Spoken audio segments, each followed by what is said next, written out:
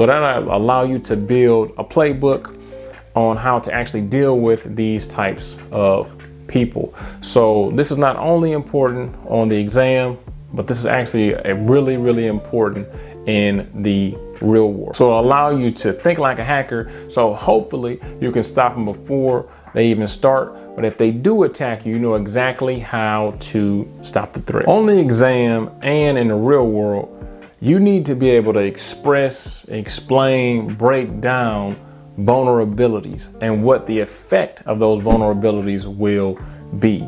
So for example, what are the vulnerabilities of the cloud? What are the vulnerabilities of a brand new application? You want to be super proactive, because as soon as something is created, as soon as something is out there, there's literally thousands, maybe even millions of hackers trying to figure out what vulnerabilities are present. And once they figure out those vulnerabilities, how can we monetize? How can we capitalize on these vulnerabilities, right? So just understand, you're trying to get certified, right? And when you get certified, eventually you're going to be working in cybersecurity. You're going to be making money. Everybody's going to be proud of you.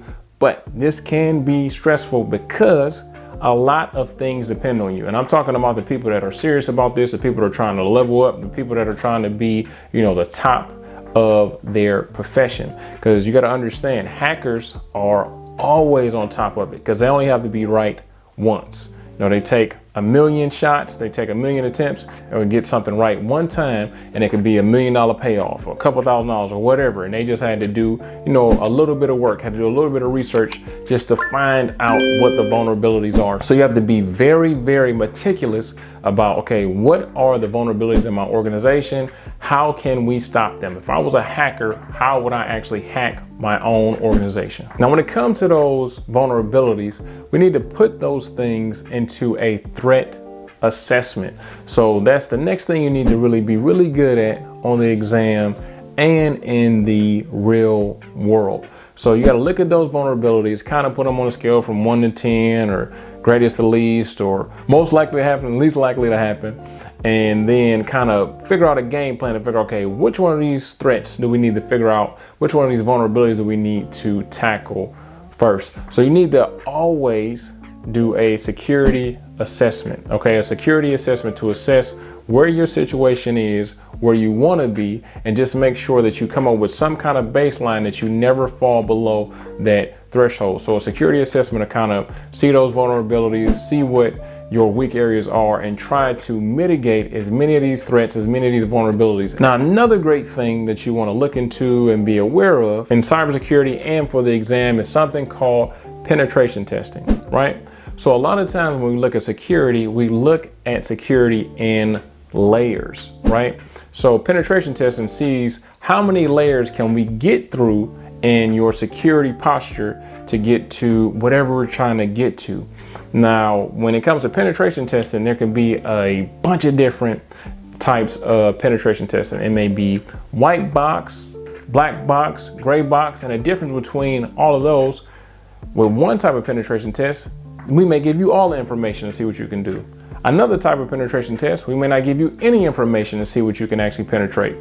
Another type of penetration test, we may give you half and half, right? So it all depends on you. But long story short, a penetration test, a penetration tester takes all those vulnerabilities, looks at all the different threats, and then comes to you if you are the director of security, if you are the person in charge, and say, hey, these are the vulnerabilities that I found.